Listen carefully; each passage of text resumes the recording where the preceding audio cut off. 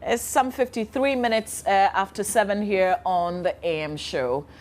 We will have a conversation with Superintendent Cephas Arthur, who is Director of Public Affairs with the Ghana Police Service, on this reactivated election police force. But first, very disturbing news we're getting. We'll speak to Mr. John Poku, who was attacked this morning around 7 a.m. at Adjiriganor, to get to know the details of that. So, Mr. Poku, if you can hear me, it's not a very good morning for you, but good morning all the same. We take it like that. Sure. So what happened to you and how did it happen? Well, the basic point is that I'm alive, safe, nothing happened to me. And for those who know me, I think that is a good message that I should carry across. But then I was taking my child to school about 20 meters from my house. While turning a corner, there was a taxi that crossed me. And so I was a bit surprised. Then the occupants came out. There were three, the driver and two passengers. One of the passengers was sitting at the back. When all three came out, the one behind was holding a gun. And actually, he was ready to fire, basically. So he ordered me to come out.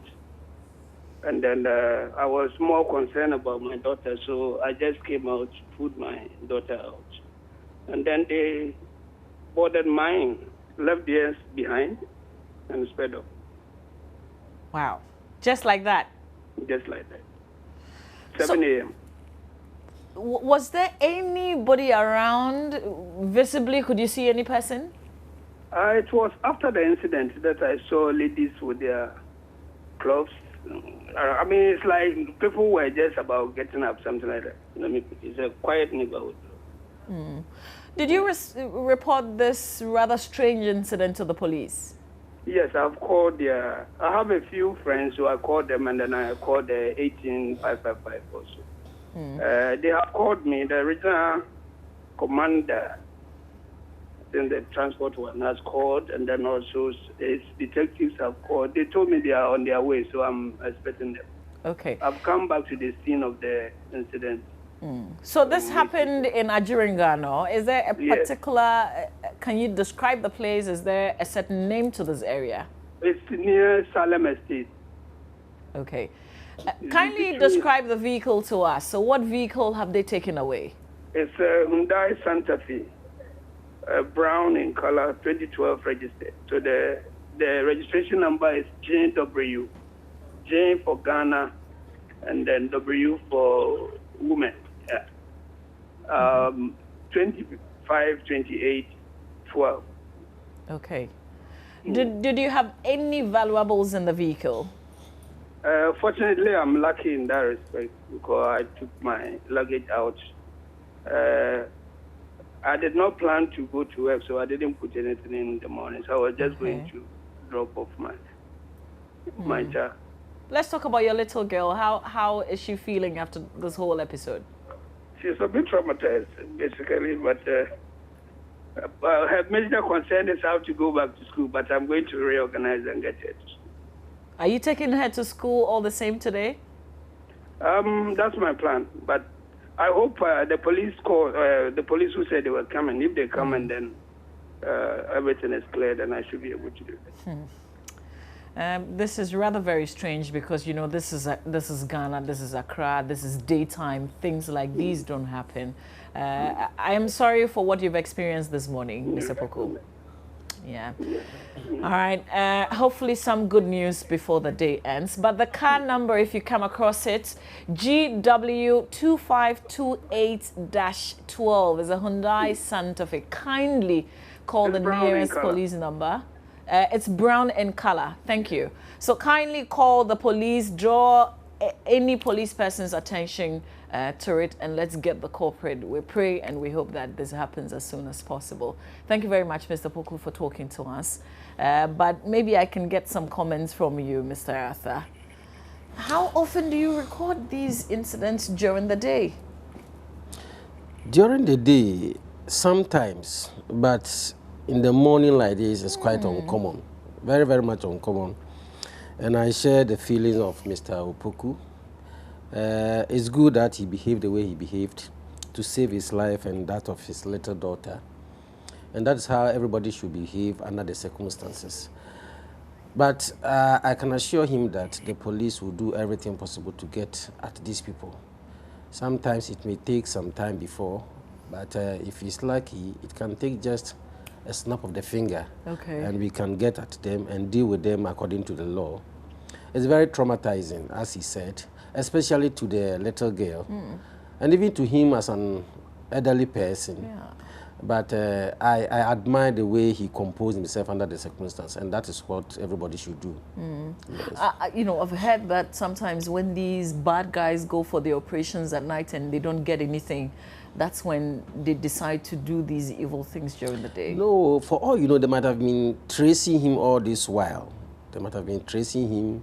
Perhaps the car is a car that they want. And but this is a registered vehicle, so what are you going to do with it? His neighborhood, I don't know whether that place is an isolated or desolate place, because morning 7 o'clock like this, there should be a lot of people around to at least scare people off. But from the way, from what he said, he was quite alone at the time they took the vehicle from him. And that is very strange. Robbery in the morning like this is quite uncommon. How easy would it be for us to track this vehicle? It is 50-50 sometimes. It is 50-50. But the police will do their best. Sometimes it also hinges on luck. And sometimes very hard work. And that's what we are going to do. Having called the regional police commander, I know him. Dr. George Ekufudampare is the type that doesn't joke with his work. And having invited the police to the scene to give them some clues as to where and what they should do to get the car. Already, the police are also in touch with some garage operators and other people where some of these vehicles are taken to. And some other places where the vehicles are taken to for cannibalization and change of identity. We know all these places, so now that the message has gone out, we are going to go straight into action. We know that they can also take it and hide it in their homes for a time or for a period of time before coming out with this. We know all these things, and we are going to pick our pieces of intelligence and deal with the case. We can deal with it and get to the bottom of it within a week, within a day, within a month. So all is not lost. All is not lost. And the vehicle number again is GW2528-12. Is a Hyundai Santa Fe, brown in color. Mr. Poku, I know that you're still with us. Did they leave the taxi cab behind? Yes, they did. Okay. All right. I don't know what you can do from here, but I would advise in my own small way that maybe your little girl doesn't go to school today. You rather let her see a psychologist or something, and get her for all you know, going to school too will help. Would help. Yeah, because now it's going to, if it's a little girl, it's going to mingle with her friends, and that one could take the trauma away. Sure. Yeah, it's a two-way affair. How old is she? It's almost 6 now. Okay. All right, Mr. Poku. Sure. We'll have to leave it here, but we thank you for sharing your rather sad story with us. We hope that you're able to pick yourself up. Thank you for not, trying to worsen the situation, just getting out of the vehicle and taking your girl out. All right, so this happened this morning in Adjiriganor in East Legon. Please, if you see this vehicle, draw the attention of the police. GW2528-12, a Hyundai Santa Fe, brown in color. We'll put the information on Facebook as well. But Mr. Seifasatha, yesterday you did something. You outdoored, you said reactivated a force that comes during elections. Yeah. Is this the normal time that you do, or this time you've decided to do it very early? Last year, I suspect we did it much later, around April, May. But we don't have any fixed time for it. But I think that this year it has come much earlier. Okay. Yes, the National Election Security Task Force, the outdooring of. So are these normal police officers, or these are police officers with some kind of military training? No, they are normal police officers.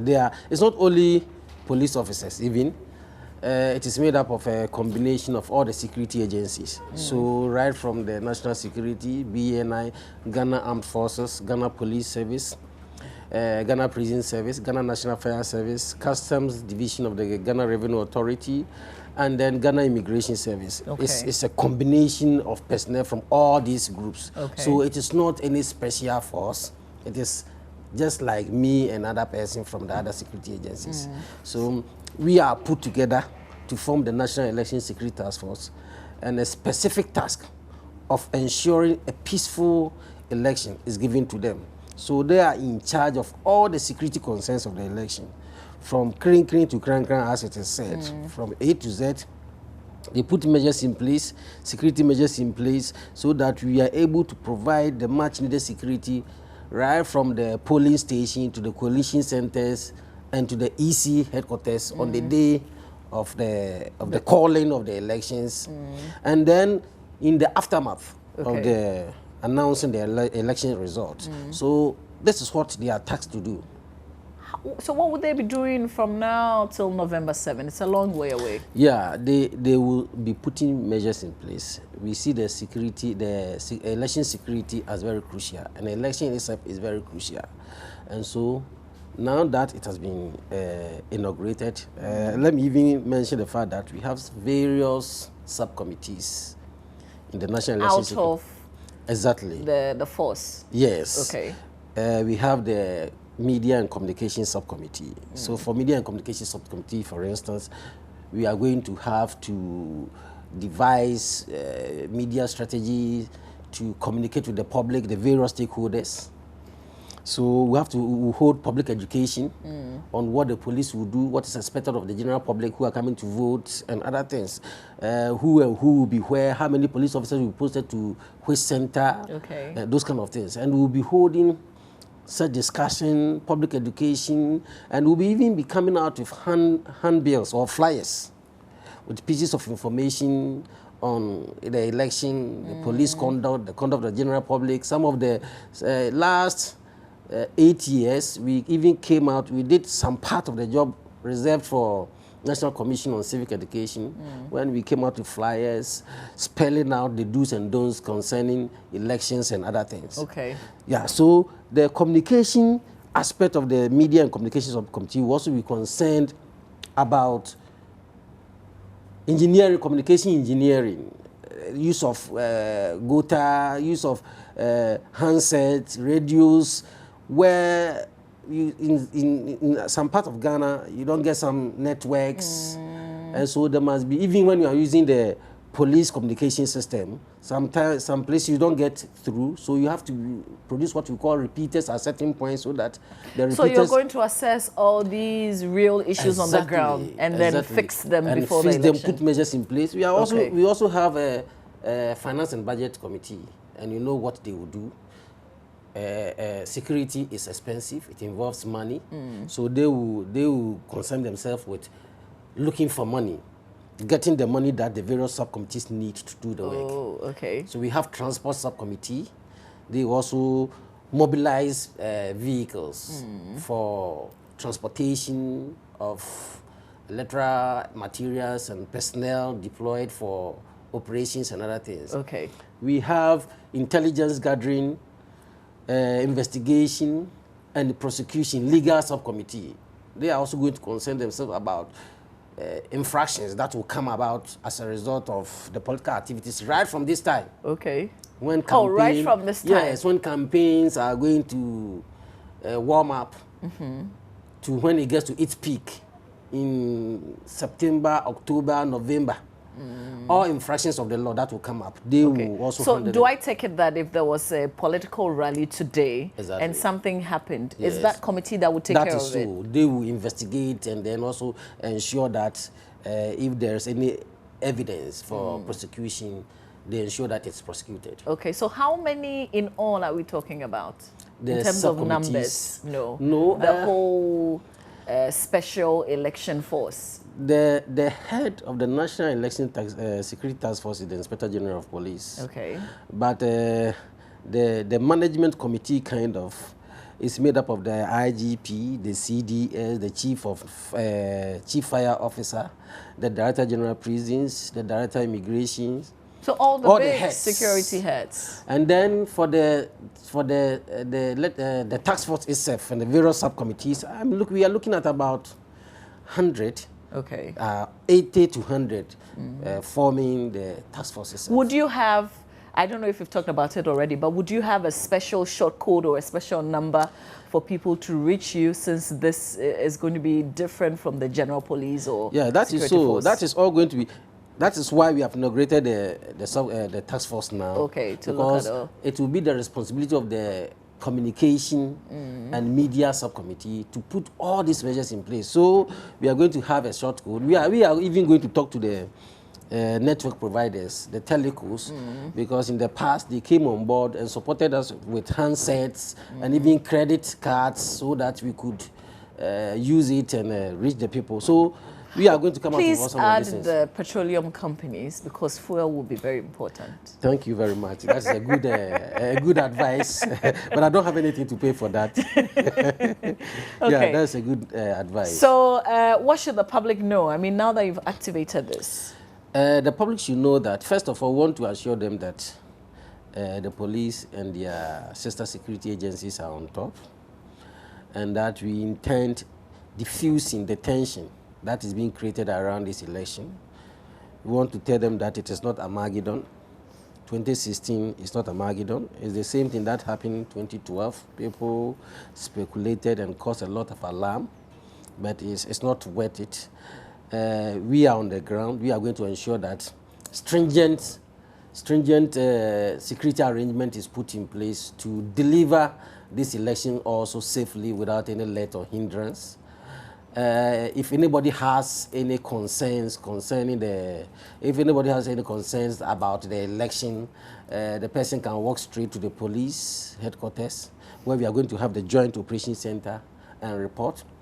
We are going to, in the succeeding days, we are going to make the various subcommittees available to the general public. So if you have any concern, any issue that has to be dealt with by any of the subcommittees, you know where to go and report your case to any subcommittee.